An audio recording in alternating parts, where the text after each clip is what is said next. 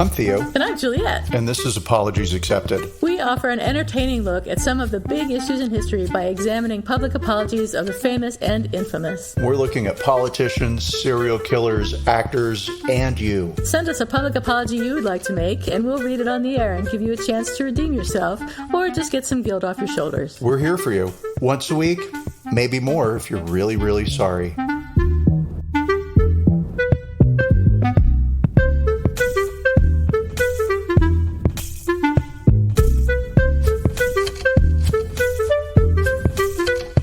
Hi, everybody. This is Apologies Accepted, the podcast. And I'm not Theo. I'm not Juliet. And tell me, what's shaking, Bacon? Oh, so this week I had to go on a business trip, and I went to the middle of Trump country. Not exciting. Yeah, well, middle of Trump country, but very happy to say no flags, no bumper stickers. Really? No handmade signs anywhere. Really? Yeah, not a one. And I was looking for them. That's so strange. And it wasn't that kind of a business trip where you just go straight to your hotel room, stay in your hotel, and then meet with your client and then leave. I drove all over the county. I probably spent 3 hours driving back and forth between these two towns, which out of respect for these two towns, I won't mention their names, but Midland and Odessa. So, yeah, that was them. And we'll just say, like, when you walk into a room and you're not wanted? Yeah. It was the opposite. I walked in and I was like, no, thank you. Nope. No.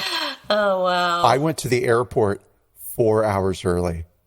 Oh, God, I know that feeling. Yeah. So, oh, man, yeah. Yeah. Just to get me out of here, I'm leaving. I'm getting as close to out as I can. And I will say, everybody was perfectly nice. As a matter of fact, that's probably what freaked me out was, like, if you walked into a 7-Eleven, the person behind the register would be like, hi, hey, sir, how are you? What's How's going on? And then if you ask a question, because I needed I'm going to call it a thing. I needed a thing to connect my phone to the car. I needed a USB cable, right? Of course, like an idiot, I didn't bring one. Yeah. The guy came out from behind the register and spent 10 minutes helping me figure out which cord would be the best, right? Super nice. I mean, I'm not making fun of him for being nice. I'm saying I was waiting for him to stab me and take my wallet. Like, why are you? Wow. Yeah, what's going on? So that. But the other bit that struck me was, when I got to Austin Airport, we did this weird thing that we've never done. I've never had this happen anywhere. Yeah. Right. So, you go to the ticket counter and you get your ticket, and then you take your bag, your carry-on or whatever, and you go to security. And then at that point you have like TSA pre-check or regular security line or clear. Right. Yeah. So, I have clear. Tried it for like a year, and not a commercial for them. Works great. Love it. Yeah, right? It's great. Awesome. Zero complaints. And so I walked up to the clear thing, and it was roped off, right? And I'm very much a victim of the velvet rope, where if you put a velvet rope around a garbage can, I need to be inside the garbage can. I need to know what's happening. Why aren't I in there? How dare you exclude me? And so I had that little feeling of like, well, I'm a member, right? And the lady was like, you have to get in that line over there. I'm sorry. And when you get to, and then she pointed, there were a bunch of ropes, and I don't want to make it too confusing. So whatever, she pointed to a different area, and she said, when you get to this area, wave at me. And I was like, okay. And she gave me a blue card that said clear on it, right? And I was like, all right, cool. I got this. So I stood in the long line, and everybody was in this line, right? So it must have been like 100 people in the line. Right. And the line went through a hall, not a hallway. They roped off an area, and they made a corridor that you walked down. And there was a guy with a dog. Oh. And the dog would come up and sniff you. Yes. Yeah. Right? Never have experienced that. I've seen dogs in airports and all that. I've never walked through And I've never seen everyone at the airport have to do this. Now, this was the day after Austin airport lost power for like 4 hours, and they had to clear everybody out of the airport and cancel all flights. And it was, it was a circus. So I was like, I wonder if yesterday's power outage wasn't like, oh, a cable broke underground and we had to get underground to get to the, and it took long. But if it was like a terrorist thing, right? And then as we were going through the dog sniffing thing, it occurred to me, oh, and this was even actually in Odessa as well, as I was leaving Odessa. Not that they had dogs, but they had really tightened security. And everybody had to go through the body screener. If you were TSA pre-check, they didn't have clear. Didn't matter. Everybody had to go through the body screener. And at both Austin and Odessa, you didn't have to take anything out of your bags. Just leave everything in your bags and stick them through the x-ray machine, right? Yep. And so clearly they don't care if you've got a bottle of saline solution in your purse. They're looking for a specific thing. And so this is what occurred to me. Yeah. When Americans are the terrorist, how do you police for that?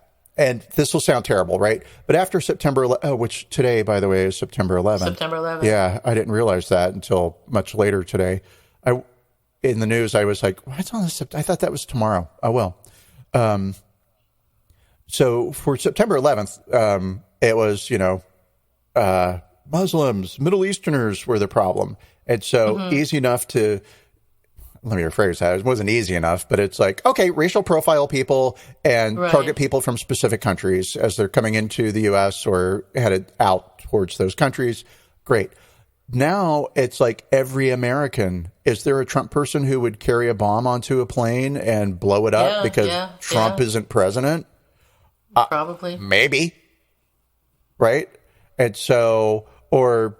I don't know. I mean, I don't want to give people ideas, but, jump off a cliff and scream how much you love Trump. And then the media will cover your tragic death and your final. But we're not racial profiling, so we're examining everybody, right? So that theoretically should be caught. If a Trumper goes on with a bomb, we would catch him because we're screening everybody. Right. We're not just screening the Muslims and whatnot. Right. But yeah, that was the thing. It was like, oh my gosh, security is going to get like crazy in this country. So that's where you should invest your money, everybody. Security. Based on my opinion. And your opinion is 100% solid. Oh, totally. I mean, futurists call me and ask me, what's it going to be like if 10 years from now? I tell them. Yeah, that's why you manage my retirement fund. Yes. And then they take credit for my work and, what can you do? So what about you? What's shaking bacon? Not a whole lot. Well, I got the latest booster shot yesterday, the BA.5 version that Pfizer put out. Pfizer, man, the company that I work for just got bought by Pfizer, and I just made that connection in my head that they're making the drugs that I'm shooting into my arm, at least one of them. So I got that shot. I feel fine. I feel perfectly fine. My arm hurts a little bit, but I'm not sick at all. So I'm convinced that they gave me, like you said in text, that they've given me saline or whatever. Yeah. It's just water. It's nothing. It's not doing any good. I'm not going to be protected. I should just stay in my house like I've been doing and never talk to anyone again. My cousin texted me and wants to go not camping because that would never happen, hiking in the Southwest sometime soon. And I'm like, man, I don't know if Brent would be up for that, but not that she invited Brent, but Brent is very cautious about who we hang out with and what we do and where we go and when we travel and how we travel and all that kind of thing.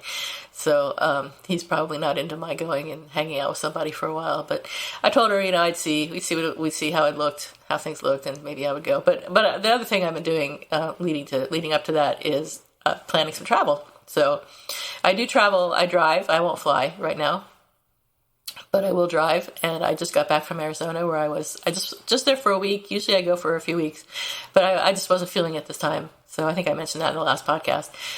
So I only stayed a week. But at the end of this month, which is September, we're going to be going down to Big Sur for a long weekend, and we're taking the dog to dog camp. So she'll be enjoying herself on vacation while we're on vacation. I hope that the weather is nice in Big Sur. It could be anything. It'll probably be foggy, but I'm hoping that because it's the end of September, there's a chance of it being sunny, because their summer weather tends to come towards the fall time. So that'll be nice. Staying in a nice hotel, not a super nice hotel, because the super nice hotel that I wanted to stay in is like $4,000 a night. What? No. Yeah, I know. I thought I was spending a lot when I went down to that other hotel, Carmel Valley. Yeah, because that was significant, some money for me. But yeah, this is really insane amounts of money. So there's no way I don't know who would even stay there. I mean, obviously people do, because they're booked through most of the summer when I was looking. But anyway, so a nice hotel. Going to go down and have dinner probably at the really nice hotel where we can sit out on the lawn and overlook the ocean, which we did one time for lunch the last time we were down there, which was really nice. I think we'll do that. And then later on in October, we're going to go to Ashland, ostensibly for the Shakespeare Festival. And then in Thanksgiving, we just decided we would go to Death Valley. Because I like to go to Death Valley. Death Valley is beautiful. Have you been? I've never been to Death Valley. It's in California or Arizona? I forget. Yes. Okay. It's in California. Yeah, it's beautiful. It's parts of it are beautiful. Parts of it are very just stark and kind of bleak. But if you don't go when it's really hot, Thanksgiving, I went one time at Thanksgiving, and it was a really good time to go because it was like 70 degrees and, not too hot, not too cold, and very pleasant weather. You can travel around and look at everything without worrying about dying. So we're going to stay at the Death Valley Lodge or whatever it's called, the nice hotel in Death Valley. The last time I went, we stayed at a really cheap motel, so that was not so much fun. But I think this will be a really cool trip. And then for Christmas, we're just going to stay home, just kind of chill out and not do any traveling. I think last year we went to Yucca Valley and rented an Airbnb for Christmas, but I think this year we'll just stay home. I don't know. Have you guys got any plans for Christmas, or are you thinking about that at all? What's Christmas? Of course, that was planned like in July. Oh, really? Yeah. So James' sister and niece. You're going back to? No, we're not going to Scotland. I wish we were. Oh. I really do want to go back. I actually need that closure where I walk past my in-laws' home and realize that, like, if I go up and knock on the door, no one who answers it will know who I am or care, right? But so. Sad. Yeah, well, I have to make something sad. So let's see. Linda and Eve are coming to the U.S. and we'll have Christmas here, which would be great. So nice. Maybe my sister and my niece could come up during the holiday season, and maybe we could do something like a group lunch or something. Which would be super fun for me. Let me think. Thanksgiving, we are going to Palm Springs to have Thanksgiving with Terry, and Yay. Halloween here, hand out candy. Although nobody came to the house last year, so I'll still buy $30 worth of Reese's peanut butter cups. Were you in this house last Christmas, Halloween? Yeah. You were? Okay. Wow, it's been that long. Yep. Yeah, it's been a year. Been a year. And it's been a nice year. It really has. No shootings in this neighborhood. Yeah. Imagine. Wow. Thank God. Wow. Yeah. See, I always have to bring it down. If it goes up, I have to bring it down. If it's going down, I'm going to bring it up. I'm going to do the opposite. I'm so contrary. Well, I know where you can get some really cool pillows for Halloween. Yeah. For $100 each, which I just think is, I know you've spent at least $100 on pillows, so no shade, but that seems like a lot of money for a pillow to me, especially a Halloween pillow, which you're only going to use for a week, and then put it in storage and never remember that you bought it. So never use it again. That would be the problem. Yeah. See, when I spend $100 on a pillow, that pillow goes front and center of the room, and no one's allowed to touch it or look at it. That pillow was $100. Don't you get near it. So, embarrassingly, thank you for exposing my secret shame. You pillow whore, spending all that money on pillows. Well, it's not the only thing you spend money on, but I won't go there. Yeah. So speaking of spending money, yeah. Let's get to the podcast, shall we? Yes, let's. A Texas non-denominational church known as the Door Christian Fellowship Ministries in McAllen, Texas. And I looked up McAllen, Texas, because I'd never heard of it. And it's way down there at the tail end of Texas, down by Mexico, at that little tail-shaped part of Texas. So it's, I guess there must be a lot of Mexican folk and Hispanic types, Latino folks living down there, but it didn't come up in the story, so irrelevant. Anyway, so the Door Christian Fellowship Ministries in McAllen, Texas, apologized in August for an unauthorized Christian-themed version of the Broadway musical Hamilton that concluded with a sermon by a pastor comparing being gay to being addicted to alcohol or drugs. He knows exactly what you've gone through, the pastor said. You've gone through maybe broken marriages. Maybe you struggle with alcohol, with drugs, with homosexuality. Maybe you struggle with other things in your life, your finances, whatever. God can help you tonight. He wants to forgive you for your sins. Have you seen Hamilton? I have seen him. I was seeing the Disney streaming version of Hamilton, which was the original Broadway show filmed. Oh, really? How do you see that? Is it available like on Hulu or some shit? No, it's on Disney Plus. Okay. And they're keeping that shit locked down. They paid $75 million for the rights to stream Hamilton's Broadway production. And it was good.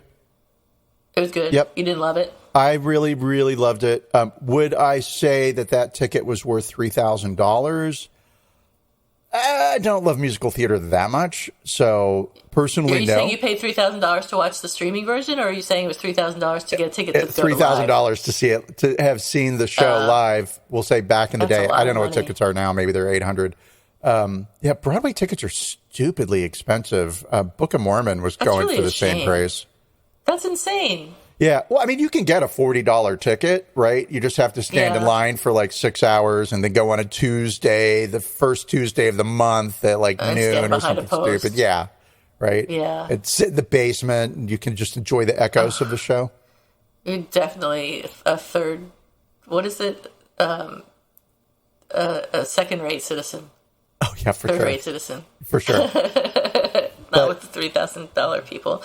Yeah. Speaking of $3,000, I came so close to spending $3,000 on a Chanel bag. No, and I'm so glad I didn't do it. I know I'm not going to do it, but I came close. Yeah. What do you want to talk about pillows again? I know.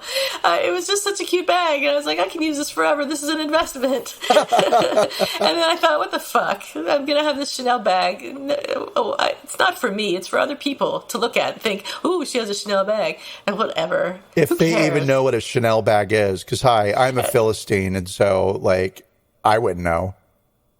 Well, I'm going to get a fake one because then people won't know that most people won't know whether it's fake or not. All right.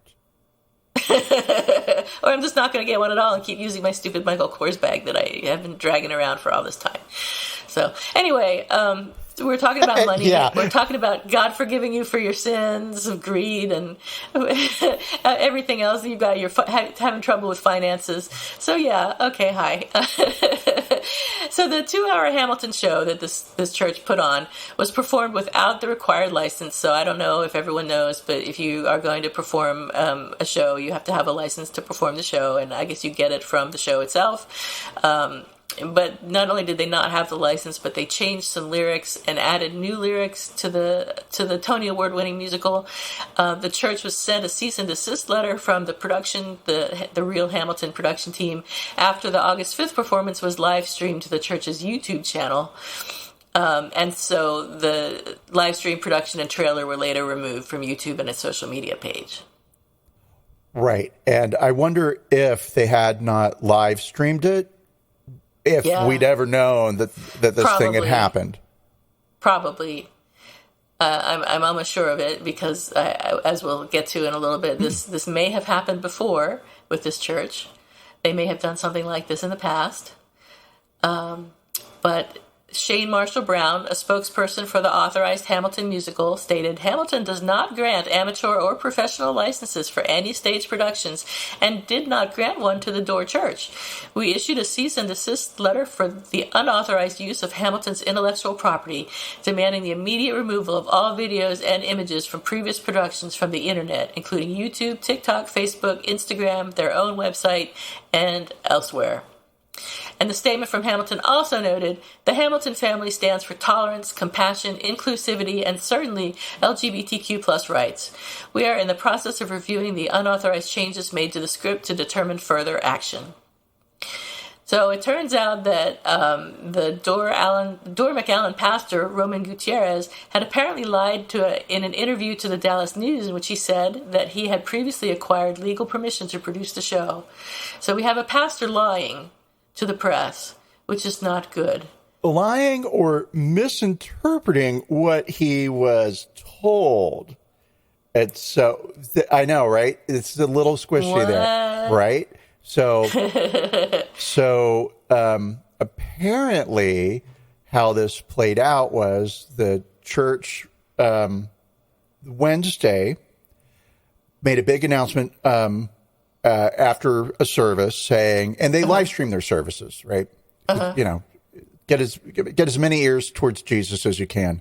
Of course. Hey kids, we're gonna have a big show on Friday and Saturday and Sunday, and it's gonna be Hamilton. And then they played this clip, right, of their performance. So they videoed a rehearsal, and they made a little teaser clip that was a minute long, and it's Hamilton. I mean, it is Hamilton, and they used Hamilton's logo to promote their show. Didn't adapt that in any way. And then they had their production on Friday, which had very high production values. Did you see any of the clips on I saw TikTok? A couple briefly, but didn't pay too much attention. And me too. Like, I've seen the real Hamilton and was impressed by it through Disney. Thank you, Disney Streaming Plus, right? But still, this was really well done. I was expecting it to be hokey and cringy and, and it wasn't. The people could actually sing, and there were nice sets and things like that. Yeah, the costumes were amazing. I mean, if you showed me a clip of that and said, this is Hamilton, the Broadway production, I'd be like, cool, sure. Oh. Yeah, absolutely. So they live streamed it on Friday, and on Saturday they received the cease and desist letter and spoke with now this is what the church was claiming, right? That they spoke with an attorney over the phone who worked for Real Hamilton, and the attorney said, all right, you guys, you know what? I know you worked real hard on this, and I feel bad for you guys, essentially. So you can perform it for yourselves, but you can't live stream it. And you could do that on Saturday while we look into this and we determine whether or not and how much of a copyright infringement it is, right? So that could be what the pastor or preacher or whatever, I don't know what terms to use, right? Maybe. The big guy meant when he said, we have permission. He may have misinterpreted what he was told, which was, you don't have permission to do this, but you can have another private showing, in your basement. Right. That nobody can see. You're not broadcasting. Don't advertise it. Right. But then, so the church did advertise that. They sent a message out to their congregation, and they were like, hey, listen, online it says that this was canceled for Saturday. It's not. It's going on. It's just going to go on in the basement at church. So you have to come to church. We're not going to live stream it. So that's sort of where I think maybe I'd be the first person to throw a dart at the church for breaking the law. How terrible of you. Yeah. But it gave him a little bit of a misunderstanding or hearing what you wanted to hear. Maybe. Yeah. And so as you kind of alluded to earlier, it's not the first time that Door McAllen has done this, has taken a play and made it their own, so to speak. Tell me more. An archived version of the website for the Door McAllen shows they've also held productions of Despicable Me, Toy Story, and Beauty and the Beast. Only Sky Media reported that the Door McAllen took the entire script from the Disney movie stage adaptation of Beauty and the Beast, presumably without permission, advertised it with the poster from the 2017 live-action movie, altered the words to spread a Christian message, and made sure the Beast gets saved in the end. Only Sky noted, it's not just copyright infringement, it's changing the show to send a message the creators of the movie never intended. It's illegal. The fact that this video was on YouTube until this past weekend basically means that an intentionally copied version of the animated film show live-action movie was shared on the church's YouTube channel, allowing people to see it for free instead of through a channel that would have paid the people who created it. The Hamilton fiasco wasn't a one-off error. It was the culmination of years of experience stealing secular works and purposely altering them for a Christian audience in order to spread the gospel. And that's the thing that just really gets my goat. I made up an expression. Yeah. Did I make that up, or is that a real thing? No, that's a real thing. Gets your goat. Weird. Okay. 'Cause what does that mean? Doesn't matter. So it's this idea that because we're Christian, we're entitled to do what we want to do, because in the end result is bringing people closer to God. God, yeah. The ends justify the means, right? Right. And no. It's cute. You think so? It's really cute. Yeah. Yeah, I agree. It's egregious. So I have an apology that we can talk about, unless you have some other background information you'd like to share. I do, because there were so many pathways that I could have gone down in this story. Like, what is a church? What is a congregation? Blah, blah, blah. But no, it was, what is stealing intellectual property? Why is what the church did bad, right?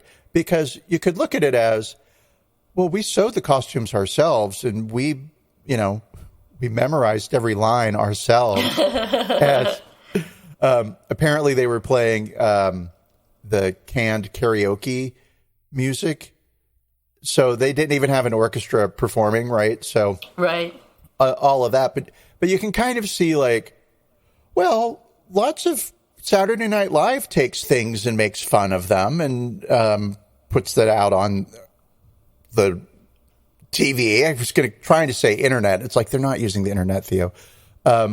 So, okay, what is intellectual property? What's going on here? Why was this legally a problem? To begin with, as you know, the church produced Hamilton, pretty faithful to the source material. They did change a few things. The end result of the Hamilton church production was, it brings people closer to God. So Hamilton finds God through also finding democracy. And they changed a couple of lines.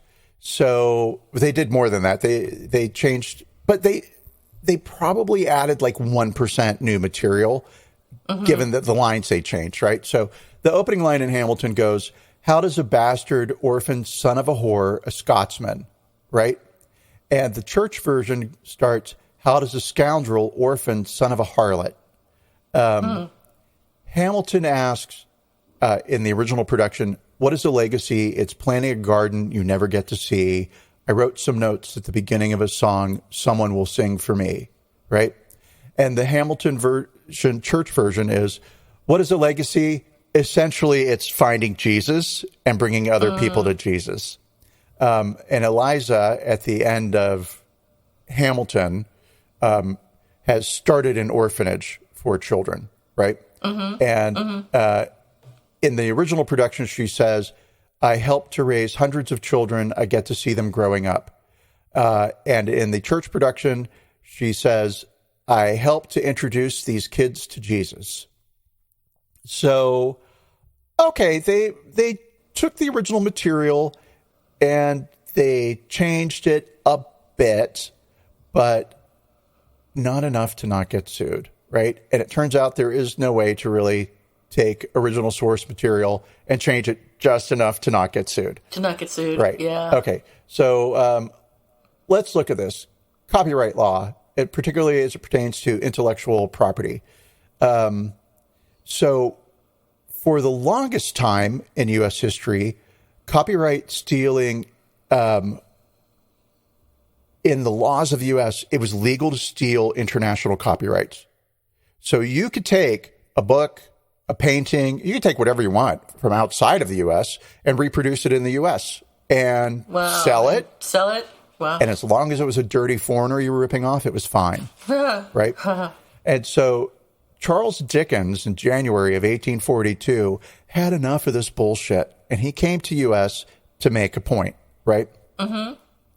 And he wrote to a friend about his feelings. His books were being produced in the U.S. without any of the profits being sent to him, but under his name, right? And so he says, I liken it to being mugged and then paraded down the street in ridiculous clothes.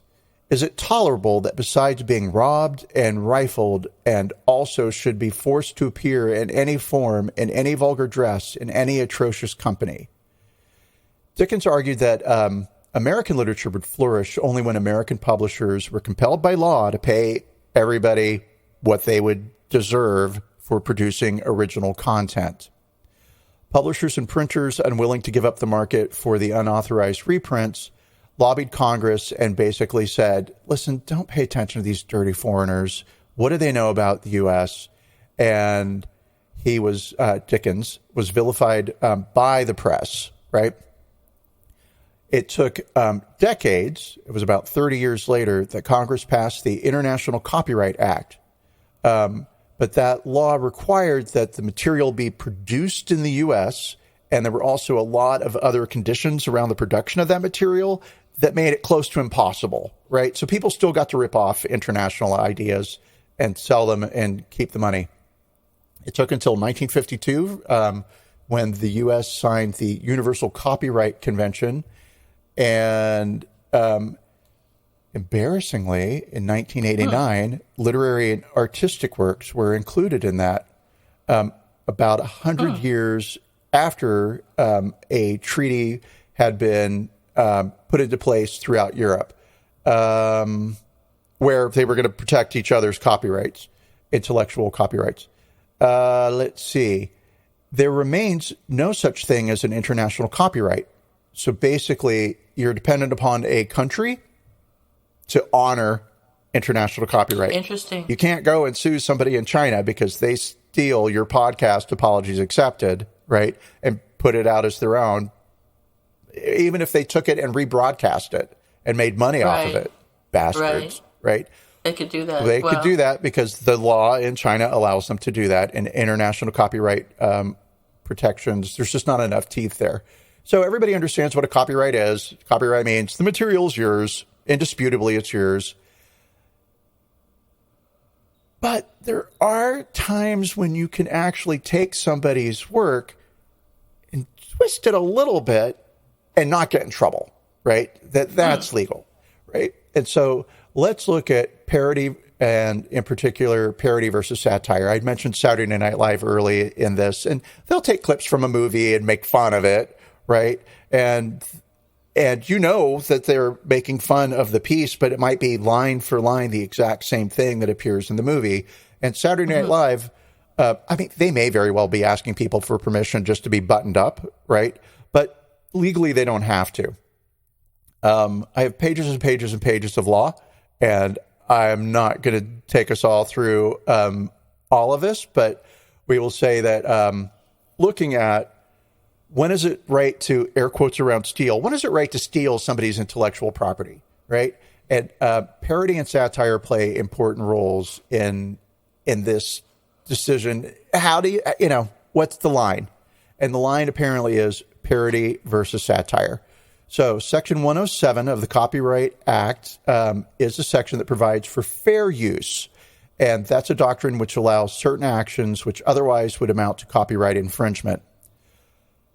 Both parody and satire employ humor and commentary and criticism, but the key distinction is the purpose each serves.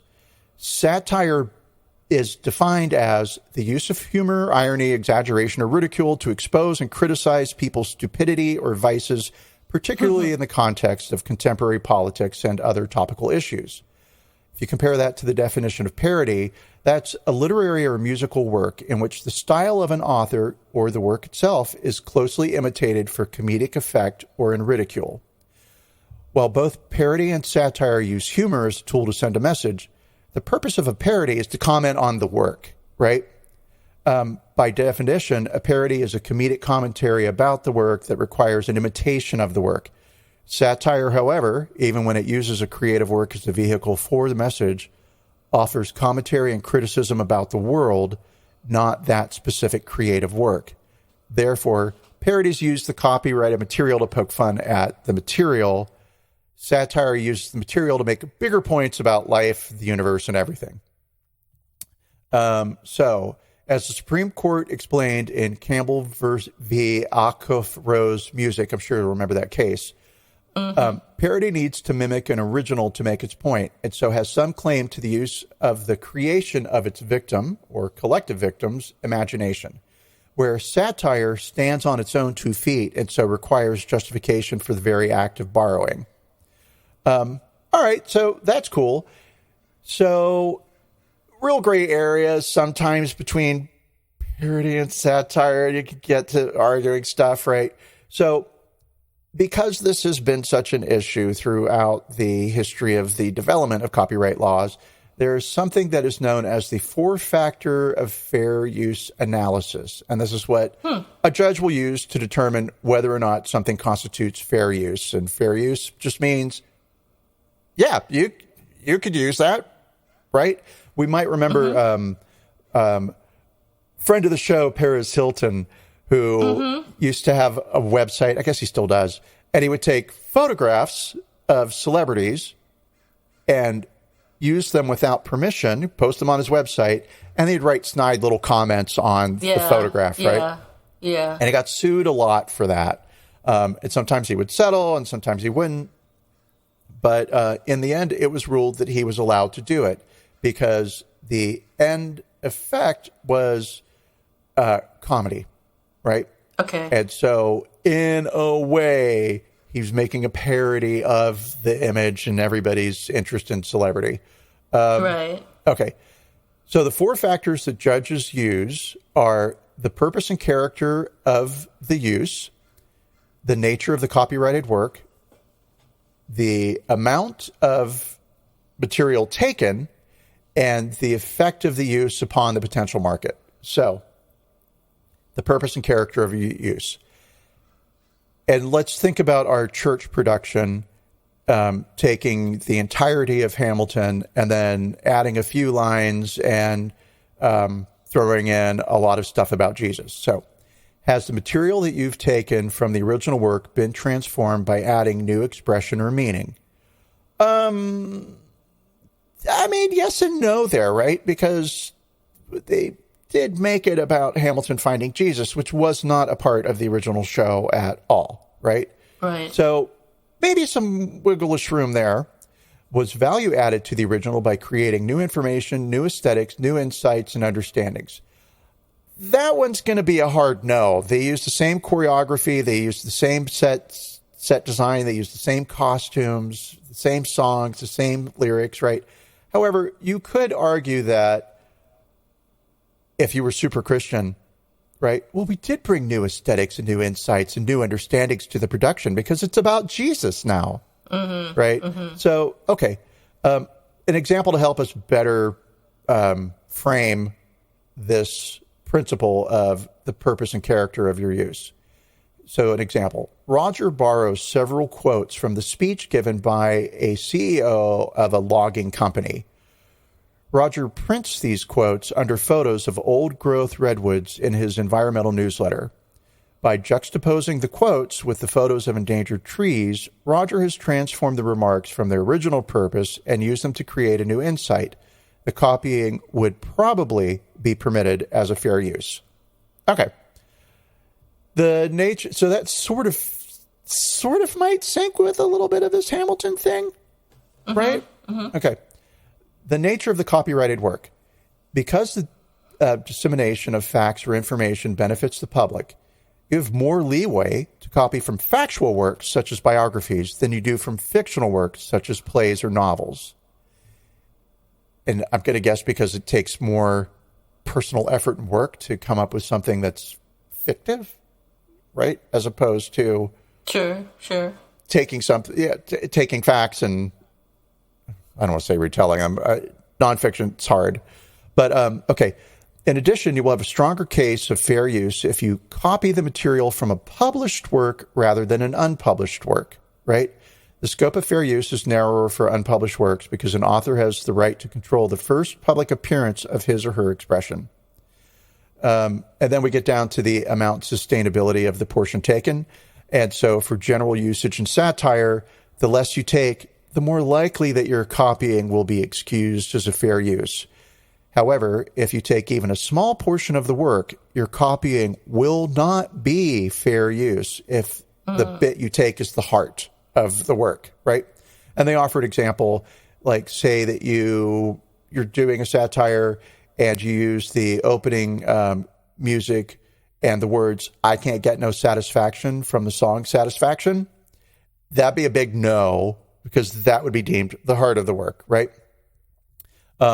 This rule, the less is more rule, is not necessarily true in parody. A parodist is permitted to borrow quite a lot, even the heart of the original work, in order to conjure up the original work. That's because, as the Supreme Court has acknowledged, oh, those bitches, the heart is also what most readily conjures up the original for parody, and it is the heart at which parody takes aim. Okay, the effective use on a potential market. This I thought was interesting. Another important fair use factor is whether you're depriving the copyright owner of income or undermine a new potential market for the copyrighted work. For example, and this is a real court case, an artist used a copyrighted photograph without permission as the basis for wood sculptures. He copied all the elements of the photo. The artist earned several $100,000 selling his sculptures. When the photographer sued, photograph did not. How dare you use me without my permission? When the photographer sued, the artist claimed his sculptures were fair use because the photographer would never have considered making sculptures. The court disagreed, stating that it did not matter whether the photograph had considered making sculptures. What mattered was that a potential market for sculptures of the photograph exists. Again, parody is given a slightly different fair use analysis with regard to the impact on the market. It's possible that a parody may diminish or even destroy the market value of the original work. That is, the parody may be so good that the public can never take the original work seriously again. Although this may cause a loss of income, it's not the same type of a loss of income when an infringer merely appropriates the work. As one judge explained, the economic effect of a parody with which we are concerned is not its potential to destroy or diminish the market for the original. Any bad review can have that effect, but whether it fulfills the demand for the original. And this is where I think the Hamilton production falls down, the McAllen Church production, right? It did just simply offer a lot of people who might have paid to see Hamilton a way to see Hamilton, even a slightly modified version of Hamilton. But it wasn't modified for the purposes of satire or parody, so therefore, right? It can't be forgiven under those laws. Exactly. Then within all this, there's a fifth factor, which isn't one of the original four, but the fifth factor is a subjective fair use factor, and it's just simply, are you good or bad? Fair, which interesting, because we're dealing with a church, and these are air quotes around good people. Fair use involves subjective judgments, often affected by factors such as a judge or a jury's personal sense of right or wrong. Despite the fact that the Supreme Court has indicated that offensiveness is not a fair use factor, you should be aware that a morally offended judge or jury may rationalize its decision against fair use. And that's going to be true for any case that you bring up in a court of law, right? But for example, in one case, a manufacturer of novelty cards parodied the successful children's dolls, the Cabbage Patch Kids. Gen X will remember those. Millennials, maybe? I don't know. I'm sure they're not around anymore. The parody cards series was entitled The Garbage Pail Kids and used gruesome and grotesque names, which makes me laugh so much now. Oh yeah, Brent loves those. I remember them vaguely, right? Yeah. Let's see. And so the whole thing pokes fun at the wholesome Cabbage Patch image. I didn't realize that was how they came about. I thought that the Cabbage Patch Kids were much later than the Garbage Pail Kids, but I don't remember. Yeah. No, interesting. I didn't know. Cabbage Patch Kids came first, and the Garbage Pail Kids followed. Hilarious. Right? And copyright experts were surprised when a federal court considered the parody an infringement, not fair use. Right? And they used that case to say, well, things are subjective. And so the Garbage Pail Kids were just offensive enough to bother a judge's moral sensibilities. And so he sided with the sweet, sweet baby Cabbage Patch Kids, and he threw those horrible Garbage Pail Kids into the trash where apparently they belonged. And then some people mistakenly believe that if you cite a source, then you're allowed to use the work, right? Or a big portion of it.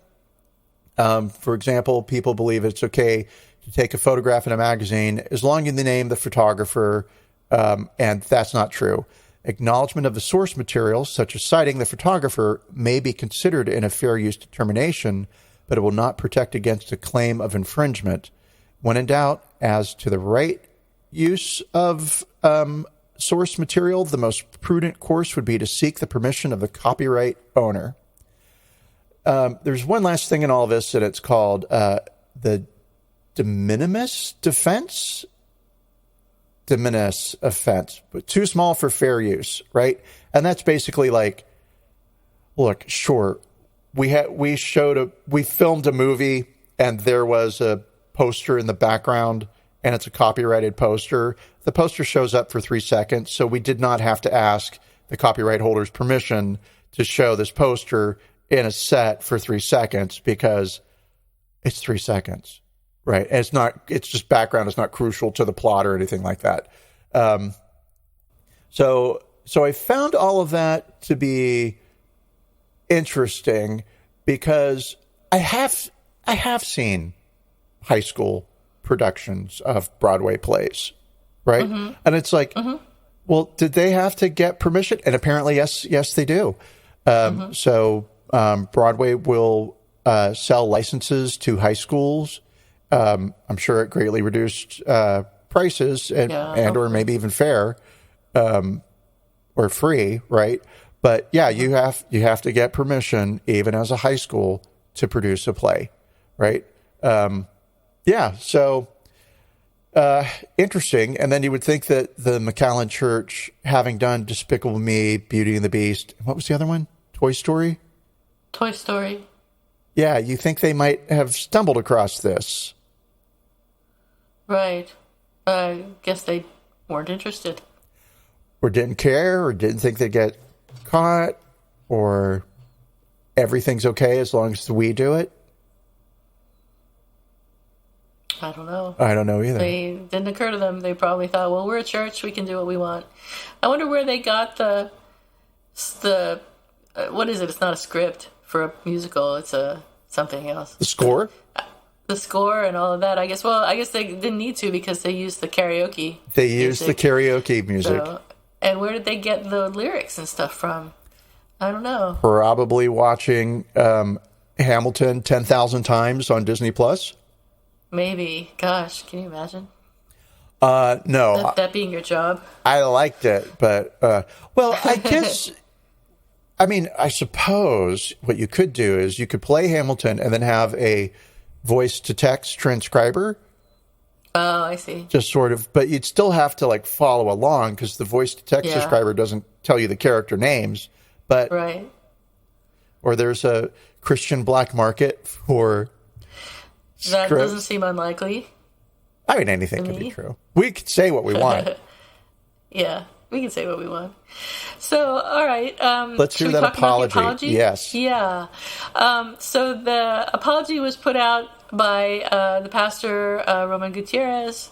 And he said, on behalf of the Door Christian Fellowship McAllen Church, I would like to personally apologize to the creator of Hamilton, Lin-Manuel Miranda, the producers of Hamilton, and the numerous others who contributed their intellectual property to Hamilton. for staging an unauthorized production of Hamilton that infringed on the rights and copyrights of many. The Door Christian Fellowship McAllen Church did not ask for or receive a license from the producers or creators of Hamilton to produce, stage, replicate, or alter any part of Hamilton, nor did we seek prior permission to alter Lin-Manuel Miranda's work by changing the music, the lyrics, deleting songs, and adding dialogue. We respect the copyrights of Hamilton's author and contributors. These copyrights are protected by federal law. We acknowledge there are lawful avenues to obtain a license to stage properties which we did not pursue. And it is never permissible to alter an artistic work such as Hamilton without legal permission. I recognize as the pastor of the church that I have an obligation and responsibility to follow the law and educate our community about these protocols. Our ministry will use this moment as a learning opportunity about protected artistic works and intellectual property. On behalf of the Door Christian Fellowship McAllen Church, we agree we will never stage the performance again, and we will destroy any and all video or sound recordings and images of the unauthorized performances or rehearsals, and request that all our members do the same. Lastly, we will pay damages for our actions. So that's the apology. Let's take a look at it. Let's examine the apology and see what we think we feel about it. Was there an expression of regret? I did not see one. I saw him acknowledge that they did wrong, but I didn't see any expression of regret. I saw him say, yeah, we recognize that we have infringed on the copyrights of many, but I didn't see him say, sorry about it. Was there an explanation of what went wrong? No. Was there an acknowledgement of responsibility? Yes, he did say he was the pastor of the church and he has an obligation and responsibility to follow the law and educate the community about the protocols. So yes, there was that. Was there a declaration of repentance? Well, he did say he personally apologized. So does that count? I guess that counts. Was there an offer of repair? Yes, they're not going to stage the performance again. They're going to destroy all the recordings, and they're going to pay damages, allegedly. I don't know if they did pay damages, but they said they were going to pay damages. I have not seen in any future articles that the damages were paid. And was there a request for forgiveness? No, there was no request for forgiveness. So do I accept this apology? I'll think about that a minute. Do I accept this apology? I don't think so. No, I don't think so. I think they should have looked into what they were doing before they did it. I think they probably knew what they were doing was wrong and did it anyway. They even potentially lied about it to the news. So I think the apology could have been much better stated as well. So I'm gonna say no, I don't accept the apology, and I'm gonna give it a 3. Wow. Okay, because before you went through all of that, I was like, oh wow, this is maybe like a 9.8. Yeah, and maybe bitter disagreement between podcasters. Get ready. I'm gonna take you down with my fight. Yeah, so the thing I'm policing for is sort of my knee-jerk liberal reaction to organized religion doing anything, because the hypocrisy just is blinding always. Yes. And so as we were reading it, I was like, that must have been really hard for him to say, because he is saying, here's what we did.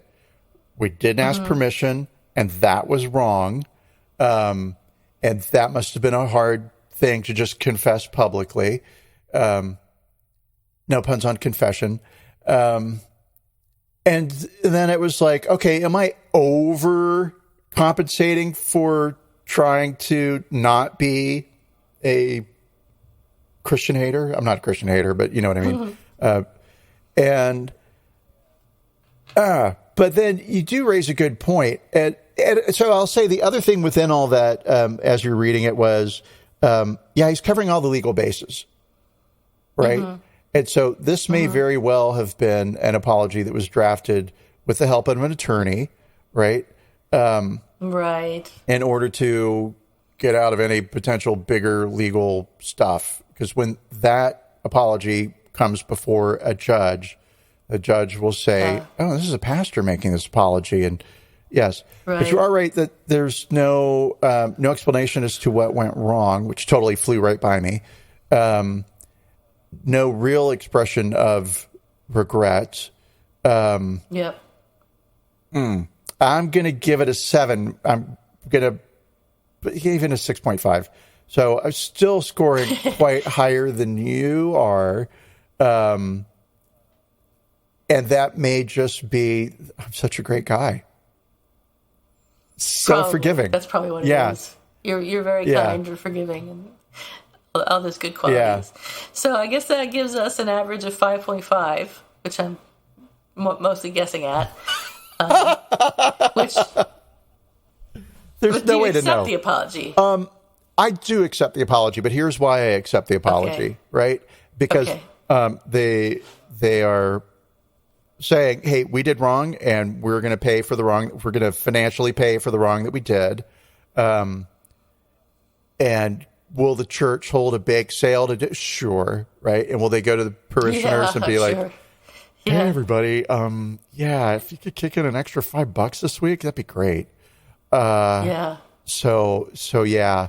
But yeah, and I know I'm scoring higher because it's like, of course I would only give this a 2 because, it's a church and they did something wrong and they're horrible, right? But yeah, I'll stick with my 6.5.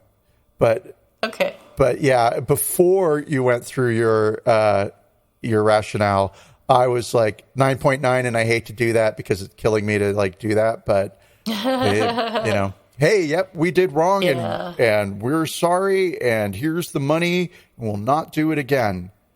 I think it's still lacking some key aspects, so I'm sticking with my 3. Yeah, it's the legalese for me.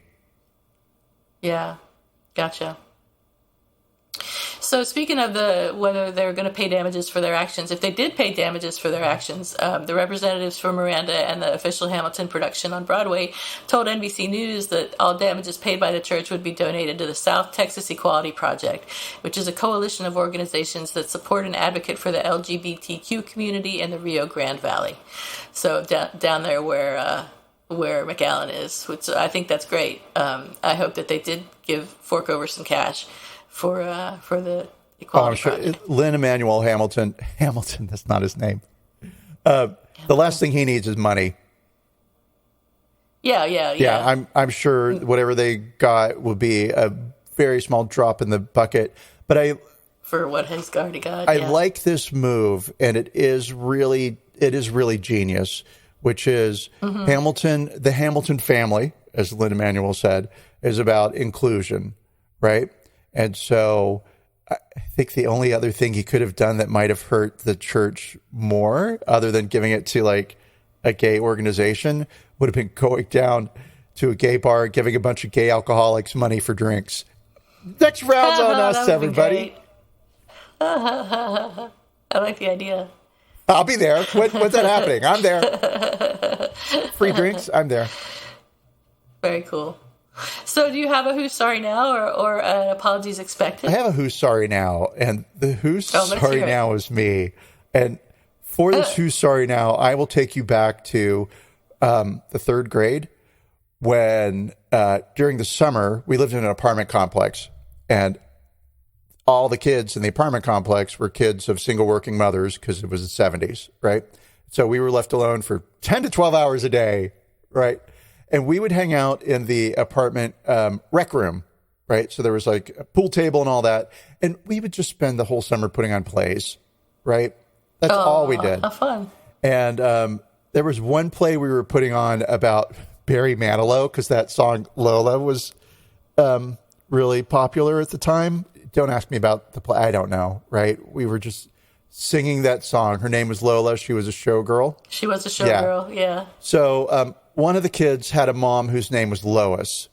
And I thought it was hysterical when I changed the lyric from Lola to Lois, right? She was a showgirl. And the kid got very upset, super upset, right, at me. Like fighting upset and crying upset. And so I did the thing that all kids do when you catch them in a lie, and I lied about lying. And I said, I mean, I still remember it to this day, right? Like, no, I didn't say that. I said Lola. No, I didn't say that because I didn't want to get in trouble. I didn't want to be an asshole, all that sort of stuff. And so I lied and I lied and I lied. And then I don't remember how it ended. 2 hours later, everything was fine and we were all friends again. Right. So cool. But I'm pretty sure I probably did say that. And so I would like to apologize to that kid all those years ago for performing a musical production without permission.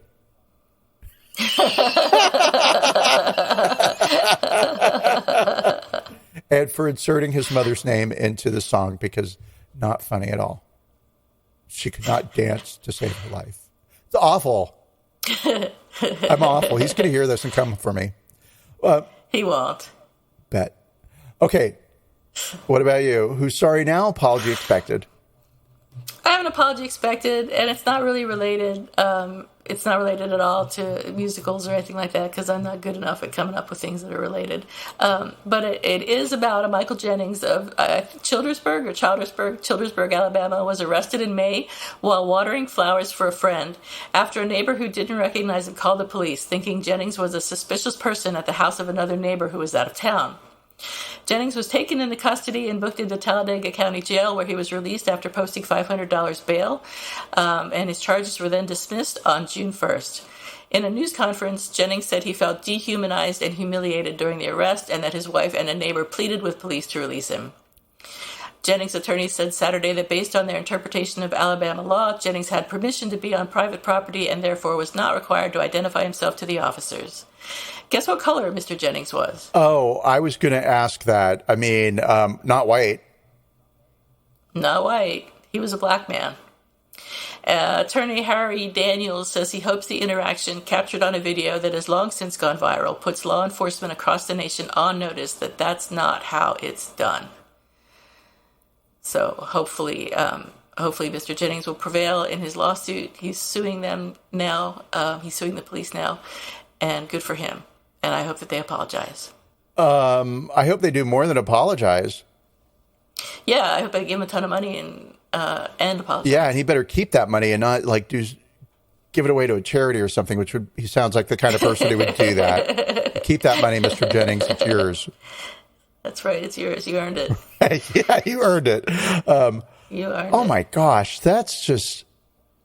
Isn't that horrible? You hear more and more about these kinds of things going on now, and people getting up in other people's business and making assumptions they have no right to make, and especially with people of color. And, if you see a people of color walking by you, or I've seen so many TikToks where people of color will park their car somewhere that a white person doesn't like that they park their car, and it becomes this big deal, and the police get called, and just mind your own business, people.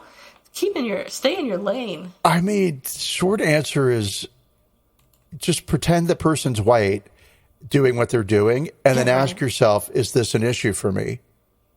Right. Right. And why is it an issue where someone parks for you anyway? It's none of your fucking business. You shouldn't even have to go through that type of you shouldn't even have to go through that. Like, I'll pretend that this person's white, and then I'll examine if their actions still bother me. Right. Yeah. God, that's more and more. It's just like, everybody calm the fuck down. Jesus Christ. Yeah. We have a lot more important shit to worry about than the whole fucking planet's dying and on fire, and you're worried that some black man's casing a house and pretending to water flowers. Go over there and introduce yourself if you're that fucking concerned. That's right. Be nice. Say, hi, I'm Joe. I live next door. I see you watering those flowers. Is he It's nice of you to water the flowers. paying you to Mr. do Green. that, or are you here to steal?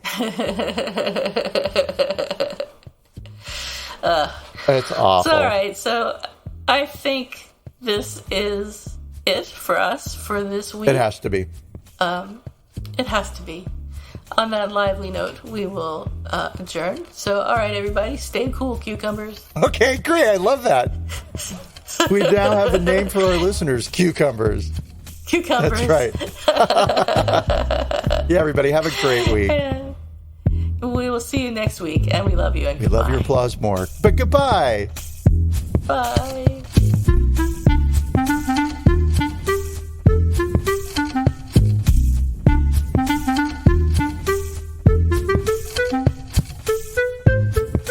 Thank you for listening listening to Apologies Accepted, the podcast. You can find links to the articles and the sources in the show notes. To submit an apology or find out more, visit us at apologiesaccepted.net, where you can also find our merchandise. We're on Twitter at Apologies Accepted. And on Instagram at apologies.accepted. You can support our important work at Patreon.com/Apologies Accepted. And fuck Facebook.